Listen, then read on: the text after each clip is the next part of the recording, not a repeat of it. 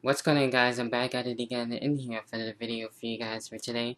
In today's video, I am in here for my TNA Genesis 2013 pay-per-view predictions and as well for my preview, giving you guys my thoughts and opinions about how I feel who should win going into the pay-per-view with this upcoming Sunday.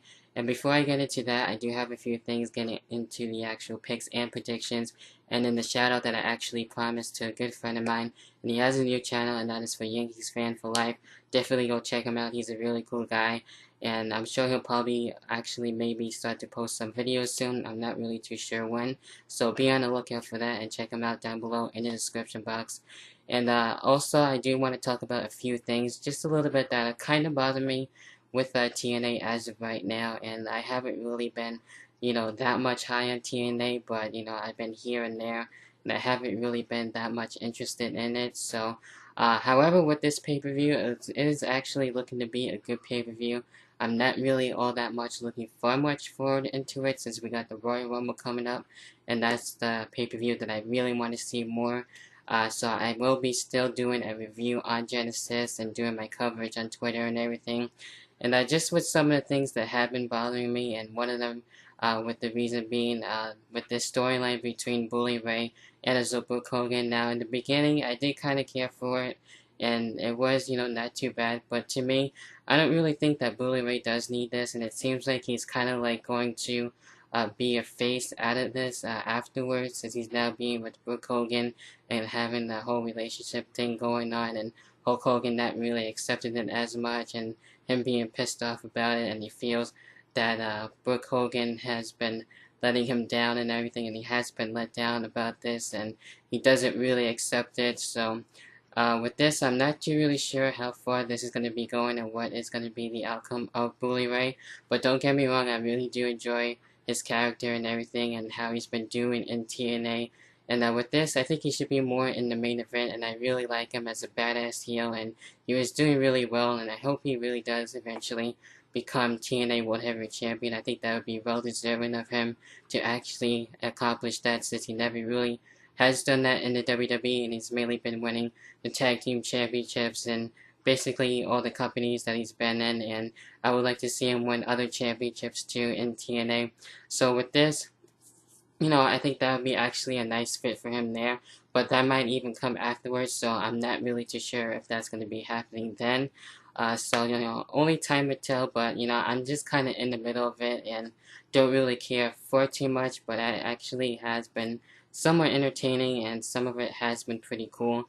Also, with the Aces and Eights, now I think this, with them, they are actually not that bad of a group either. I have been enjoying them, which we have seen guys that we haven't seen in a while, like Mike Knox in there. We have Luke Gallows in there. We have Devon, and I think a few more other members soon to be actually reviewed. But with this, I hope they actually start winning more matches and everything. And I hope this doesn't really get too much more dragged out. And I would like to see some more people be more revealed. It looks like we might actually have that happen for Genesis. So I think that would be something nice that we will get to see. So, I do like the group and everything, but I could actually would want to see more of this if we do get to see some other things going for them.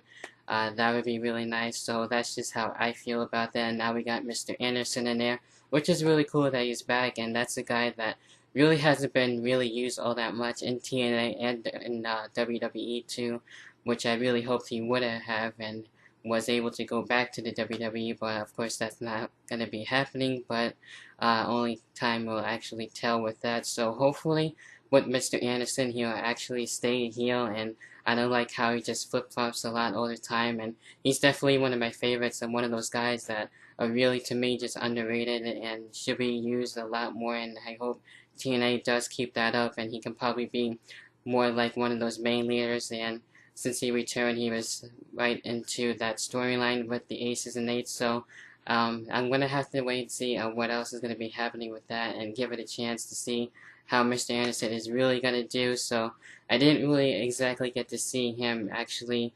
debut and actually come back and actually be in the storyline. So with this, we'll see what exactly comes out of Mr. Anderson and with the Aces and Eights. So, you know, those things haven't really been, you know, far too much high with me, but a little bit, just a tiny little bit, not that much, you know, of a fan of what's going on with that for TNA. So I just thought I would give my thoughts and opinions there first before I actually give my predictions and my picks on who I want to win and everything. But everything else with TNA, you know, they're still live. I hope they really keep that up. And I think this is going to be the last pay-per-view for a while until lockdown. I thought the last pay-per-view was going to be like that. So with that on the pay-per-view change, I don't know what's really going on. So I've been kind of like at a loss with that. So I guess we might be getting another pay-per-view next month. So I'm not really too sure what the hell TNA is doing with that. So if there is going to be a next pay-per-view for next month, so I probably will be actually doing my predictions and review and all that good stuff there. So that's what I really wanted to give out more before I actually do the picks and as well my predictions.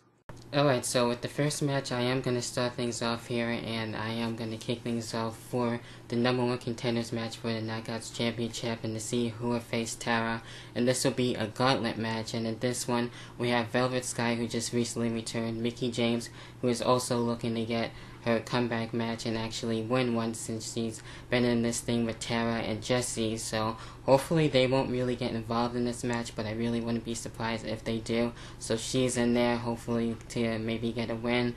Also, we got Brooke Tessmacher looking to get her win and eventually win the Knockouts Championship, ODB, and as well Gail Kim. Now, with me, it can really go to either Brooke Tessmacher, Mickie James, and Velvet Sky, but of course with me being a Mickie James fan here and looking to hopefully have her get the win. So if she does not win here, I really wouldn't be surprised that if she does not win, but I would like her to win anyway, and I wouldn't really be pissed off about it either.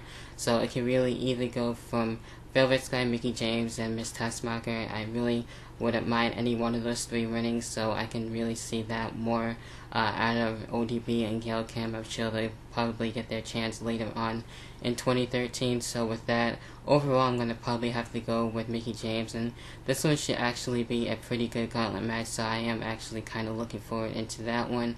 Next match, we got the returning Joseph Parks, who actually has been training to get more wrestling in him. And, you know, I've been up and down with this character between Joseph Parks and hopefully wanting to have Abyss return. So we probably won't be getting to see him in a long time, or for a while, maybe into later in 2013, which I actually do miss Abyss, and hopefully we will get to see a return out of him. So with Joseph Park, you know, actually he's not that bad, and I actually find him pretty entertaining, and he's going to be facing Devon. So with this, not really expecting a whole lot out of this one, and I'm sure Joseph Park will probably somehow get the win anyway, even though the Aces and Eights do need their win, and they haven't really been winning as much on pay-per-views, so which kind of sucks there too. But I actually do have Joseph Parks coming out with the win, and that's all I gotta say about that. Then we got the #1 contenders match. In this one, we had the tournament, a mini tournament, to see who would be able to face Rob Van Dam. And we got Christian York and as well Kenny King. And Christian York, I have been actually kind of liking this guy since he really came in from Gut Check and everything. And he's actually not that bad, but to me, I don't really think he deserves an actual shot just yet. This is just a test and see how he's going to do as of right now. So I'm sure eventually, way later on, he'll get that chance.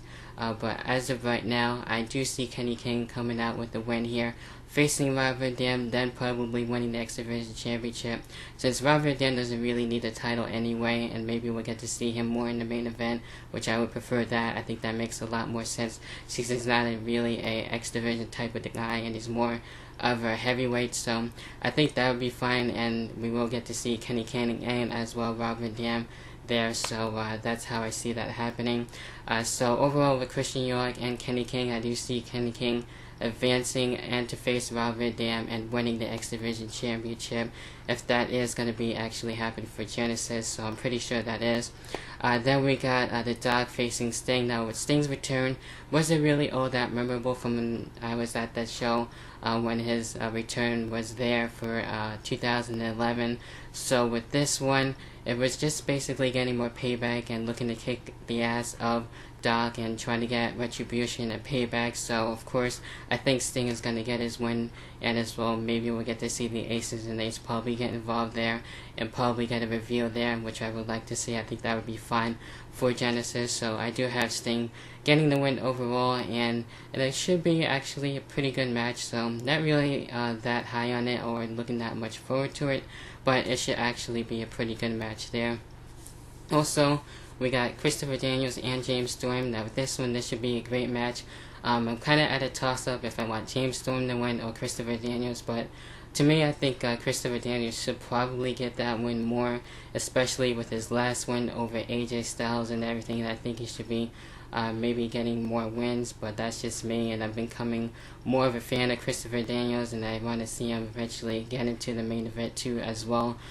So if James Storm does win, I think this would be a great match too, don't get me wrong. So I'm really looking forward into how this is going to be actually played out, and I'm really excited to see what's going to be happening there with that match. So you know, who I really want to win more, of course I do want Daniels to win, so I'm probably going to have to go with him, and if James Storm does win, that's fine too with me, and that wouldn't really bother me all that much.